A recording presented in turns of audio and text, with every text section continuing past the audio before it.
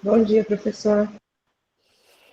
Bom, então, sem mais informes, assim, o único ponto que eu acho que dava para a gente discutir um pouco, que foi o projeto FAPESP-ANR, que a gente mandou, né? E que eu acho que vale a pena comentar as ideias aqui. Deixa eu projetar. O Vladimir está a par. O que está acontecendo?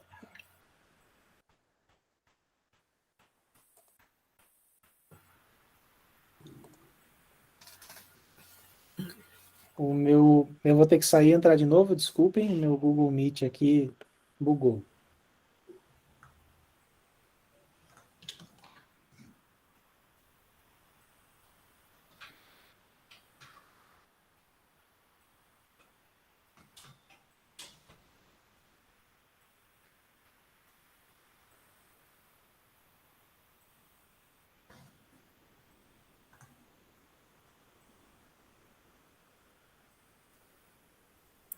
Você está mutado, Arlindo.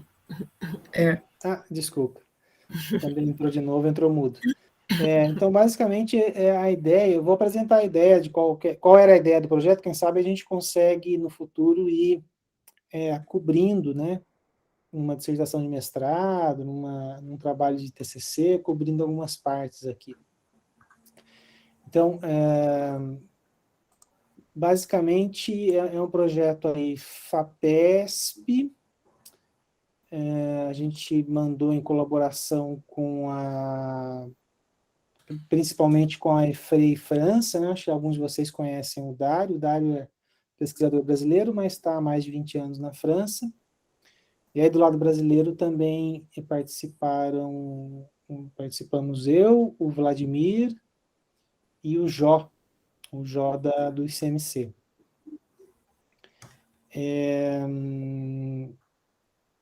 E o Alexandre também está formalmente no projeto.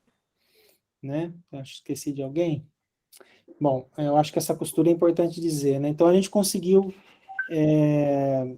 do lado brasileiro, convidar o pessoal da Santa Casa de São José dos Campos e do Hospital Municipal de São José dos Campos, o pronto-socorro, que é gerenciado pela SPDM.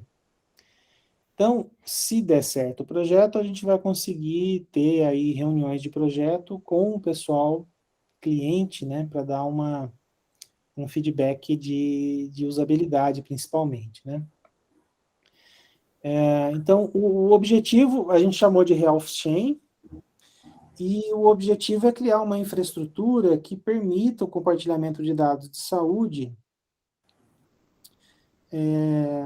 meio que assim, uma visão assim minha, meio que como quem usa um serviço que está na web, né?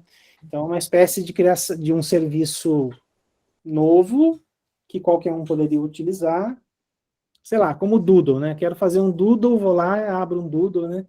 Então, a ideia seria eu conseguir criar compartilhamentos, né? E obedecendo as regras de negócio, digamos assim, da saúde, né? Então, beleza, eu teria... quem que eu teria? Eu teria os pacientes, os médicos, as instituições e todos os atores do sistema teriam carteiras digitais, né? Então, esse é um aspecto. Eu teria mantido pelo projeto, me corrija se eu estiver errado, tá, Vlad? E Alexandre também aí. Eu teria mantido pelo projeto um conjunto de contratos capazes, né, responsáveis por fazer essa mediação de data sharing, né? E, por outro lado, embaixo aqui eu teria as camadas de persistência. Então, tem alguns desafios aqui. Primeiro desafio é construir contratos capazes de entender e compartilhar e saber como fazer o compartilhamento de dados de saúde. Segundo, fazer uma conexão desses contratos com dados, ou servidores de dados aí dos mais diferentes tipos, porque, por exemplo, eu posso querer usar Dropbox para compartilhar um dado, ou posso querer usar IPFS, ou posso querer usar qualquer outra coisa, né? E outro aspecto aí é que essa arquitetura toda seja compatível com a ideia de identidade autossoberana, com identidades digitais, que incluem carteira digital, que incluem representação de identidade usando decentralized IDs, né, identidades descentralizadas, e, sobretudo, usando credenciais verificáveis. Eu acho que a gente já falou aqui, né, em algum momento no passado, com certeza o Alexandre falou quando ele apresentou os resultados dele.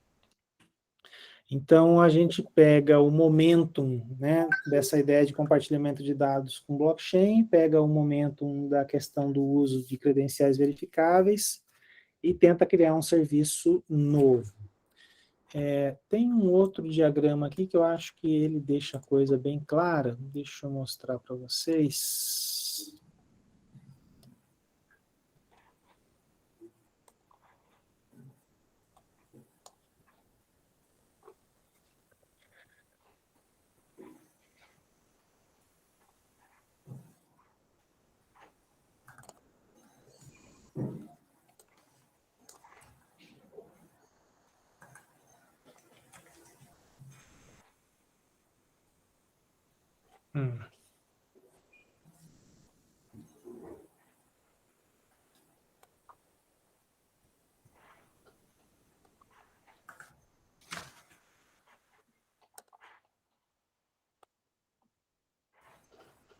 Aqui.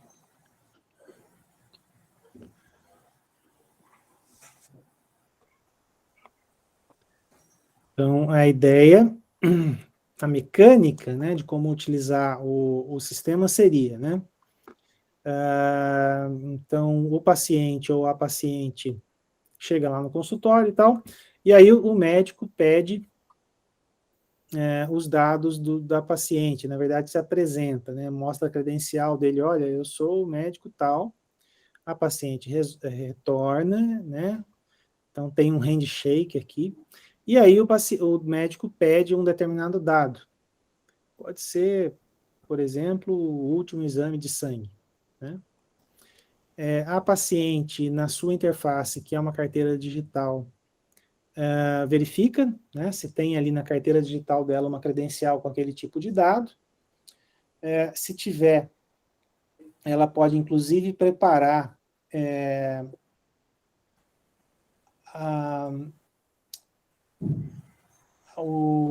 a criação de um link externo contendo aquele documento, né? E aí esse link externo e as políticas de controle, dependendo do tipo de dado, são criados usando um contrato inteligente na blockchain HealthChain. E o que a HealthChain devolve são hash links, né? O que é um hash link, né? Um hash link é um link com uma comprovação de que aquele dado está correto, né? E aí ela devolve e mostra para o médico o que é aquele dado. O médico, então, tenta acessar e sempre passa pela blockchain, né? E aí tem um aspecto importante aqui, que ao passar pela blockchain, ao não ir direto para o repositório, eu consigo verificar que ele acessou aquele dado, né? E aí, por fim, ele recebe o dado de fato. O que tem de diferente aqui nessa proposta? Essa ideia dos hash links, né? Assim, a ideia das transações, digamos assim, dos encontros, né, entre atores passarem pela blockchain, então eu tenho o registro disso na blockchain. E a outra novidade é a ideia de uso das carteiras, né? Então, bom, era essa a ideia. Se alguém tiver alguma dúvida, e se a gente souber responder, a gente responde. E é possível que a gente não saiba responder.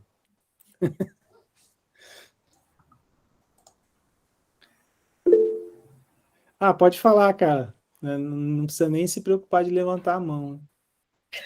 Tá bom. Então, é bem bacana o projeto, viu, Arlindo? Vocês disseram que vocês vão ter, então, pessoal na Santa Casa aqui de São José que vão utilizar o que vocês estarão implementando. O projeto não foi, a gente está meio naquele momento que mandou o projeto, está esperando algum feedback, né? Mas a ideia, a gente fez um contato com o pessoal da Santa Casa e também do Hospital Municipal. E aí é importante, né? A ideia é que a gente tenha um teste mesmo, né? Porque me ocorreu também a questão de nessa época de pandemia, teve muito atendimento médico remoto, né? De repente, outro nicho que poderia ser bem aplicado seriam essas consultas remotas que alguns planos de saúde estão fazendo. Claro, isso para a segunda etapa. Esse modelo funcionaria remotamente também, né? Uhum. Na verdade, esse ponto de intersecção aqui, o que a gente chamou de encontro aqui, na verdade, podia ser um QR Code na tela, né? Então, eu não tinha pensado nisso, na verdade, até a sua pergunta, mas poderia perfeitamente funcionar perfeitamente no modelo remoto. Até porque a troca da credencial verificável vai a partir do protocolo do DID, então ele vai via internet mesmo. Mesmo presencial, você captura um código QR só para efeito de pegar o link do original para eles trocarem as credenciais verificáveis. Então, de repente fica a ideia para um outro nicho aí de aplicação. Na verdade fica até mais simples, né? Fica até mais fácil de fazer no remoto do que no presencial. Você tem uma coisinha a menos ali que é trocar os QR Codes e tal. Você poderia simplesmente mandar o link, né, para a carteira. Não, mas legal, Carla, eu acho que faz todo sentido. Bom, aí depois a gente tem que pensar nos use cases mais relevantes, né, para um começo ali. Mas qual que é a ideia da gente apresentar esse ponto aí? Tem alguns desafios, né? E a gente pode ir atacando esses desafios em trabalhos menores, né? Então tem essa questão de conexão com diferentes repositórios, né? A ideia aqui é ter uma API meio que geral, né? E aí eu vou criando plugins, assim, então entrou o Dropbox, beleza, criamos aqui um plugin para o Dropbox, aí depois um plugin para o Google Drive, depois um plugin para o... e aí vai, né? Então, com isso, a gente vai aumentando a gama de possibilidades aqui. A carteira em si é um desafio, né? Eu acho que pode ser interessante. E essa coisa de... bom, enfim, a coisa como um todo, né? A integração dos passos. Então, tem um monte de desafio pequeno aí, se estiver interessado em pegar alguma coisa Tem específica. esse data P entre a terceira linha e entre o do doctor e o patient.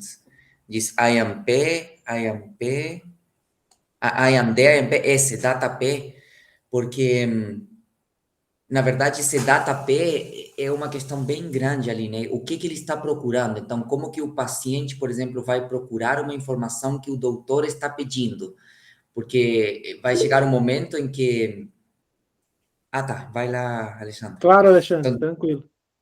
vai chegar um momento em que esse paciente tem muita informação no celular e o doutor está pedindo uma coisa específica. Olha, eu quero o exame, certo, que você fez lá do Holter, de arritmias, os últimos 2. Como que ele vai buscar, sabe? Então, tem toda uma questão aí de usabilidade, de engenharia de software e de desenvolvimento de mobile, né? Como fazer essas coisas, né? E os padrões, né, Vlad? Aquela nossa ideia de usar o HL7 aqui como padrão E de os comunicação padrões básico. também. Então, claro, então tem coisas assim que são de interfaces gráficas, conexões com mobile, desenvolvimento de dispositivos móveis, que seria mais essa parte aqui entre paciente e doutor, né? Perfeito. Acho que chave de busca, né? Aqui seria as chaves de busca. Eu vou falar porque eu passei por isso com meu pai, né? Ele ficou 6 meses internado e o médico fez exame de sangue todos os dias, né? Durante um período. Só que ele fez 2 exames de marcador tumoral nesse período. Então, numa das consultas, e o marcador tumoral é tipo uma vez a cada, sei lá, 2, 3 meses, né?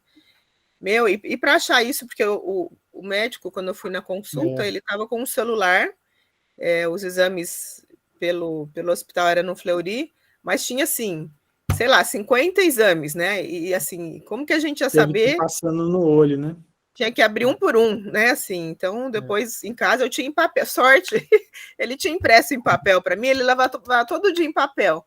Daí tinha uma pastinha, foi mais fácil eu pegar meus papéis e Nossa, achar exato. do É que isso. procurar no online, abrir um por um. Então eu consegui Foi, porque eu tinha em tem, papel. tem toda a razão, Violeta. Eu também, quando eu falo com meu pai, antes eu perguntava, por que você está imprimindo se está tudo no computador? Mas quando depois acontece, ele me diz, olha, porque eu gosto de imprimir aqui as coisas, pronto. Ele tem todo organizadinho. Só que quando ele me pede alguma coisa, eu demoro muito mais em procurar, às vezes, inclusive, nem acho, porque eu tenho tudo organizado no e-mail.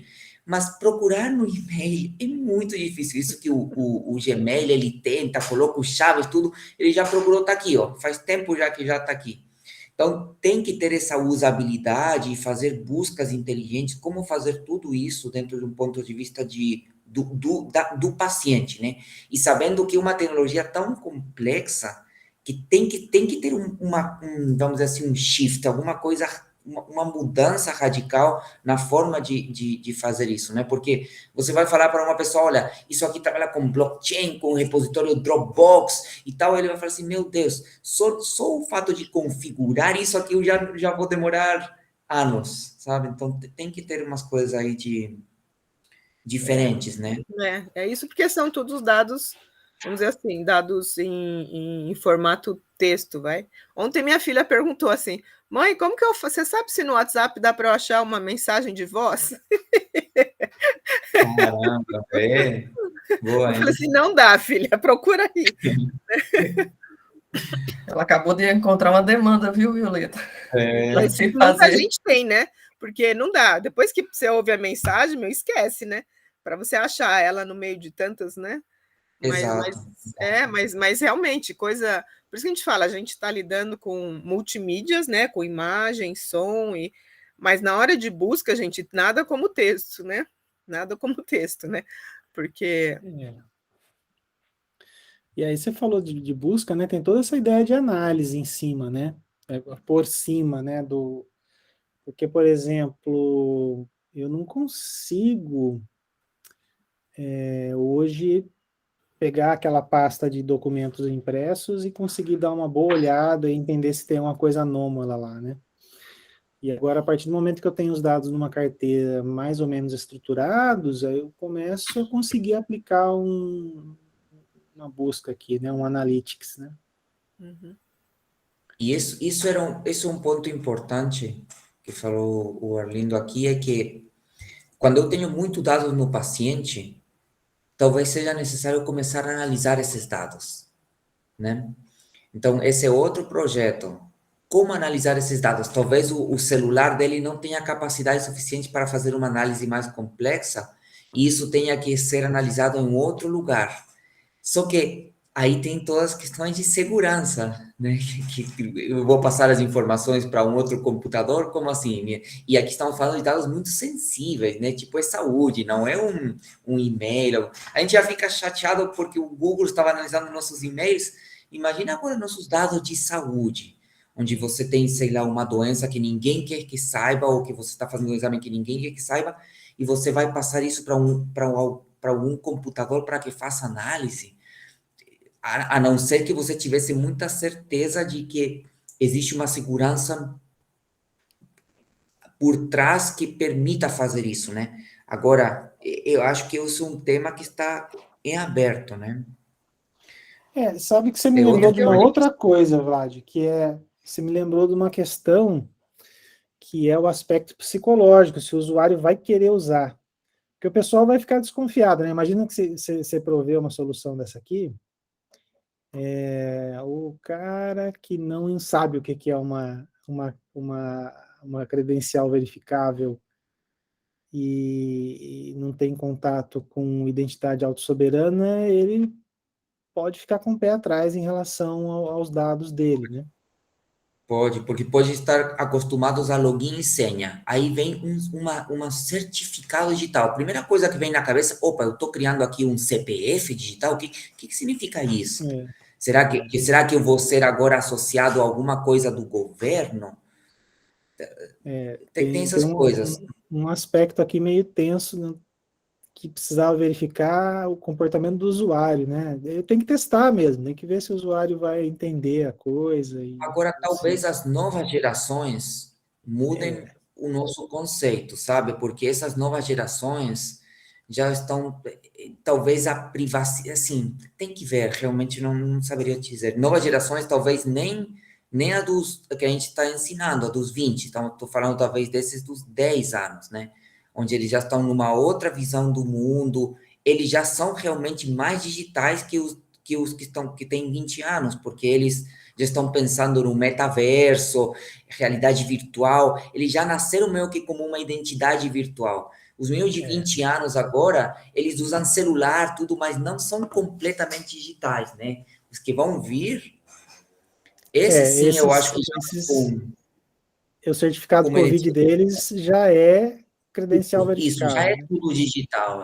Então, pode ser por aí. Mas a gente está se adiantando as coisas, mas beleza, faz parte da pesquisa, certo? Perfeito. Bom, acho que é isso, pessoal. Mais ideias aí. Então, assim, se a gente conseguir encontrando, que a ideia é tocar aí, mesmo que não saia, né, esse FAPESP ANR, e aí depois a gente tenta o FAPESP regular e tal, mas a ideia é aí tentar ir resolvendo aí. Os gargalos aí, né, são basicamente essa padronização do formato de dados médicos, né, usando o HL7 FHIR, essa ideia das carteiras, essas conexões com diferentes dados, né, essa API entre a blockchain e os diferentes servidores de dados bom, e a lógica como um todo aqui, né? Deixa eu perguntar uma coisa, né, dentro da minha ignorância aqui. Isso tudo está online, né? Isso tem que estar funcionando online. Se eu tiver uma quebra de conexão, eu consigo deixar na minha carteira de paciente um portfólio de resultados de exames para disponibilizar offline, né? Consegue. Isso funciona offline. O que não vai funcionar, na verdade, é o seguinte: o médico conferir a origem, né? Então, é o seguinte: então, na sua carteira, você pode ter as credenciais referentes aos exames. Então, essas credenciais, elas estão assinadas, por exemplo, pelo laboratório que gerou, né? Então, Oswaldo Cruz, né? O laboratório Oswaldo Cruz emitiu aquele exame. Então, você tem um exame na sua carteira, você consegue mostrar uma prova de que aquele exame aconteceu, mas o médico ele deveria verificar as assinaturas no Oswaldo Cruz, né? E essa verificação de assinatura significa usar a internet e bater lá fora, né? Então, isso não dá para fazer. Até tem um esquema aí que o pessoal está propondo, que ainda está na minha pilha de coisa para estudar, que uma espécie de assinatura offline, né? Mas uma das coisas legais é que funciona bem offline, né? Eu consigo apresentar o dado ali localmente. Tá, ele tem que ter sido gerado dentro desse contexto. Eu estou perguntando se eu estou tentando fazer um paralelo, que eu fiz uma consulta, online, mas daí o médico ele falou assim, porque eu sei que já tem essa geração de prescrição online, né, com assinatura digital lá, que é enfim, que gera o código um código de não é código de barras lá, o QR Code, né? Mas aí o médico falou assim: minha assinatura não está funcionando. E daí ele fez na mão mesmo, tirou uma foto e falou: vê se. Porque era para fazer exame de sangue, sei lá. Daí ele falou: porque durante esse período da pandemia, os laboratórios estavam aceitando tipo um xerox mesmo, né? Tipo, imprimir, mas às vezes volta, às vezes não, enfim. Ele falou: eu vou mandar assim, né? Assinado aí à mão mesmo e tirando a foto. Ele falou: se não aceitarem, você me fala que daí eu mando aí por motoboy, né? E eu falei assim, putz, sabe quando você vai fazer o exame, você fala, ai, não vão aceitar, né? Você fala assim, você já vai lá, assim, ai, não vão aceitar, vou ter que voltar, etc. Mas fui lá, aceitaram, né? Fui lá, ninguém falou nada, eu imprimi aqui preto e branco mesmo e levei. Então, o que eu estou pensando assim, Entendi. Nessas situações, porque eu falei, depender do online, a gente tem essas restrições, principalmente quando a gente pensa em lugares com mais restrições de conexão. Essa é a minha preocupação, né? Tipo, o quanto a carteira digital consegue suprir algumas necessidades nesse tipo de relacionamento, o quanto o online é necessário, né? Ou de quanto em quanto tempo precisaria fazer essa recarga, sei lá. O Alexandre já saiu, né? Mas ele era a pessoa ideal para responder essa pergunta. Mas funcionaria assim, né? Uhum. Então, o médico tem a carteira dele e ele vai emitir um documento para a sua carteira.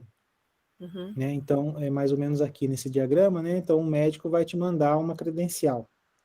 Até aí, tudo bem, porque eu consigo criar isso localmente. Não estou precisando de internet para nada. Aqui, na verdade, eu preciso conectar os dois. Né? O que pode ser feito, inclusive, via QR Code. Né? Então, um médico mostra um QR Code, você vai lá, pega a credencial pelo QR Code. Não é nem o link, pode ser o conteúdo tá no QR Code. Né? Beleza. Aí, então, na sua carteira agora tem uma credencial. O seu celular tem a credencial. O documento está lá, assinado, né? Assinado pelo médico. Aí você chega lá no Oswaldo Cruz. Né? Chegando lá no Oswaldo Cruz, você pode apresentar aquela credencial para o pessoal do Oswaldo Cruz. Aí, nesse momento, vai precisar de internet, porque o pessoal do Oswaldo Cruz precisa bater e verificar a assinatura do médico. Aí, nesse momento, não tem jeito, precisa de... Mas até tudo bem, né? Então, a parte que precisava ser offline roda bem, e aí tem um momento em que não tem jeito, você precisa da verificação da assinatura. Uhum. Então, mas beleza, porque nesse momento precisa mesmo, né? Porque quando cai sistema de laboratório, você espera. Não tem jeito, né? Exatamente. Apesar que eles até poderiam, porque, assim, vamos supor que é um médico ali do bairro e eles já conhecem esse médico, né? Vai bater assim, é a assinatura do doutor Álvaro. Eu já verifiquei isso ontem, e é o tipo de dado que eu não preciso verificar toda hora, né? Não, o que eles, assim, pelo menos falando em convênio médico, normalmente eles têm que validar, né, se o convênio autoriza ou não. Sim. Por conta disso, não é nem a autenticação do médico, né? É mais a autorização do exame. Que é outra coisa que podia ser feito via credencial também, né? Você podia ter chegado lá para... Não estou sugerindo fazer isso, porque eu acho que não faz todo sentido do mundo, mas podia ser. Então, eu podia, assim que eu tenho o pedido de exame, eu podia fazer isso de forma online, pedir uma autorização online, baseado na sua credencial, né? E aí você já chegar para Oswaldo Cruz com uma credencial de aprovação, por exemplo. Outra coisa que dava para fazer. Eu acho que é um modelo bem legal, mas assim, me preocupa se os usuários vão adotar a ideia e me preocupa também essa questão de interface, assim, né? Tem que tornar a coisa utilizável, simples de usar, né? Para um usuário normal, né? Não da computação ou da tecnologia. E assim, vai demorar para o usuário, assim, para o usuário perceber vantagem, é um problema, porque eu não consigo oferecer uma vantagem para o usuário imediata. Porque a vantagem para o usuário, na verdade, demora, né? Depois que eu tenho um monte de dados e tal, e aí cria valor, né? Então, no curto prazo, não tem uma vantagem muito... A não ser eliminar papel.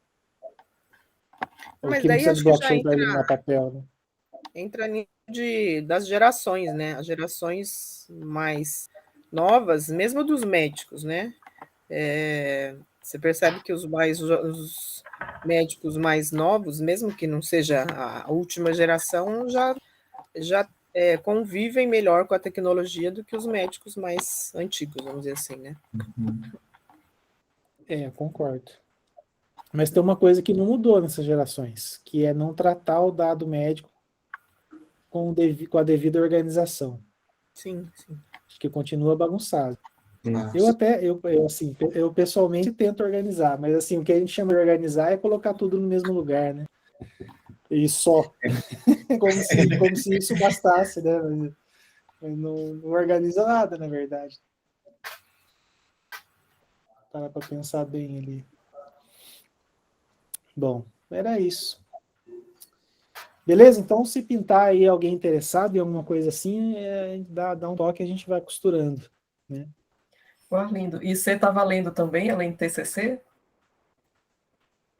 Pode De repente, repetir? Deu uma cortada aqui. Ação científica também está valendo para fazer algum trabalho nessa linha e Não, tudo mais? acho que sem dúvida, sem dúvida. Aí tem que botar o limite ali, né? Na verdade, eu acho que o IC consegue gerar mais coisa do que o TCC, né? O TCC está muito mais preocupado em botar coisa no papel só do que... Mas eu acho, sem dúvida, acho que qualquer aluno interessado em blockchain, a gente consegue... O duro é que os alunos que estão interessados em blockchain, os que chegam, eles estão interessados na questão financeira, né? A grande maioria. Eles têm que convencer, é legal isso aí que você está querendo fazer, mas já pensou em resolver um problema da saúde e tal? Então tem que dar uma contornada. Tá, joia. A questão financeira que também é legal, né? Se você parar para pensar, né? Eu poderia ter uma troca de token ali, automática, né? que segundo, não sei se Paul Krugman, que ganhou lá o prêmio Nobel de Economia, ele falou que tudo isso é lixo, só está criando uma bolha que nem a da 2008, lá, a bolha imobiliária, e que não vai servir para nada. Por isso, acho que ontem, uma coisa assim. Bom, o problema foi o Terra, lindo. Vocês que conhecem, Luna acho e que Terra. os dois caíram, né? E isso que supostamente estão atrelados à grana de verdade, né? O ouro, não me lembro bem. O lance ali, mas foi um ataque, né?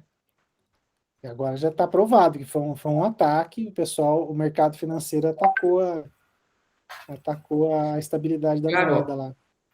sim, mas é complicado, né? Porque supostamente está atrelado a algo físico, né? Não sei se é Sabe que ouro ou uma moeda, um dólar. na verdade não era, né? Assim, na verdade estava atrelado a uma moeda estável. Só que moeda estável, ninguém conseguiu resolver isso ainda, né? Como criar uma moeda estável? Porque ela permanece estável enquanto tem gente querendo comprar e vender, né? O algoritmo Sim. ali fecha na estabilidade, permite 1% de variação, mas não tem como, se a grande maioria quiser sair do negócio, não tem como garantir estabilidade e liquidez, né? Então, Ele assim, falou isso e falou das NFTs também, que isso aí particularmente eu também... estou muito, eu não sei se as NFTs, que são esses non-fungible token, né, onde você pode comprar ativos, como que chama esses ativos virtuais, né? Por exemplo, vou comprar esse ícone que ninguém mais pode ter, ou vou comprar esse tweet e que ninguém mais vai ter, coisas assim, ou uma pintura virtual. Estão vendendo isso. E o que aconteceu foi que o primeiro Twitter do CIO do Twitter, ele nunca tinha usado o Twitter. Aí ele usou por primeira vez e eu acho, não sei se foi um iraniano ou algo assim, um milionário, realmente, que comprou o primeiro Twitter do CIO do Twitter, acho que a $2 milhões. E ele tentou vender a semana passada e deram um lance de $1.600, algo assim. Ele falou assim, Merecia. meu Deus, Acho me justo. salva! Não, foi isso. Ou seja, parece que só o NFT foi a modinha. Talvez a gente tenha que encontrar realmente aplicações de verdade a isso, né? Não só como modinha. Mas Na eu questão de acho... artistas, viu, Vladimir, tem muita resistência, tem muitos artistas que se recusam a vender arte. Eu digo isso que eu tenho um filho artista, então ela é uma que ainda não entrou nessa vibe, não, que ela ficou meio assim, falei, não vou entrar nisso aí ainda, não. Porque exatamente, pode perder tudo, pode não significar nada, é bem complicado isso. Não, essa mas, falta de por outro lastro, lado, né? Não tem uma coisa física por trás, é muito louco, né? Muito estranho. A gente que é de TI, a gente acha muito estranho mesmo, né? Pois é, A gente mesmo não confia, né? Claro, Fica meio que claro. olhando com o pé atrás assim. mas veja, assim, primeiro tem um aspecto aí que é fato, mas também tem artista vendendo coisa digital aí usando NFT, né? Ganhando muito Especialmente dinheiro imagem, também, né? Isso, fazendo mais dinheiro que faria normalmente, né? Então isso aí para mim é fato, eu acho que já Não, ficou e eu tal. acho que não, eu acho que isso está bacana. O detalhe é quem comprou. E quem comprou, talvez o valor que ele pagou seja depois tão baixo, como no caso do Twitter, que saiu perdendo muito. Então, eu acho que esse problema que não está bem resolvido. Quem vendeu, beleza, eu vendi lá 5.000 reais, estou feliz, felizão. O problema é quem comprou a 5.000, tipo, daqui a um ano, vale um real, que foi o que aconteceu com esse iraniano, e com um monte de outros, tipo, não porque acho que ainda está faltando encontrar alguma coisa aí no meio que faça com que mais ou menos o preço se mantenha ou aumente. E não é pelo valor não foi pelo valor da obra. A obra continuava custando 5.000 reais, mas é o valor dessa moeda virtual, esse NFT, que fez cair a um. É complicado, não? Eu realmente, questões de economia, não sei dizer, mas é meio complicado. O pessoal chama, tem um nome isso aí, né? O pessoal chama de tokenomics, a Tokenomics. economia dos Inventaram tokens, isso. né? Legal. Inventaram. Achei até bacana, o nome é simpático. Tokenomics. Como CryptoKitties.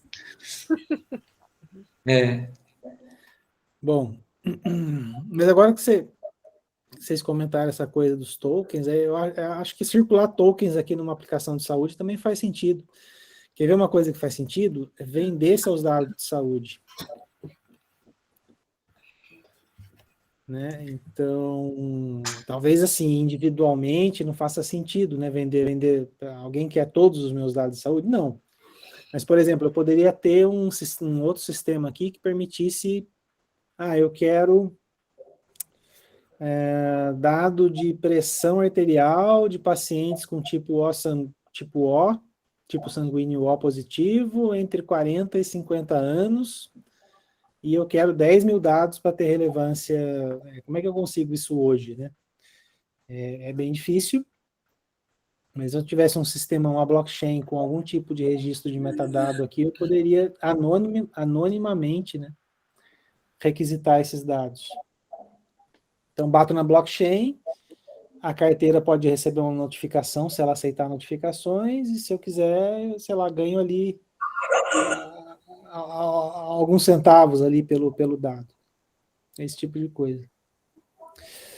Então, tem bastante coisa para fazer. Né? Eu acho que uma coisa que a gente precisava começar a fazer é essa ideia de ligar a representação de dados de saúde com HL7 FHIR com o padrão credenciais, os esquemas, né, das credenciais verificáveis. Né? Então tem que fazer uma ligação entre esses dois documentos. Acho que é o primeiro passo aí que precisava dar aqui. Bom, beleza. Então, acho que é isso. Mais coisas, pessoal? Como é que estão aí as... Bom, se tiver aí ideias de alunos aí que tiverem a fim de puxar essas áreas, aí avisem. Né?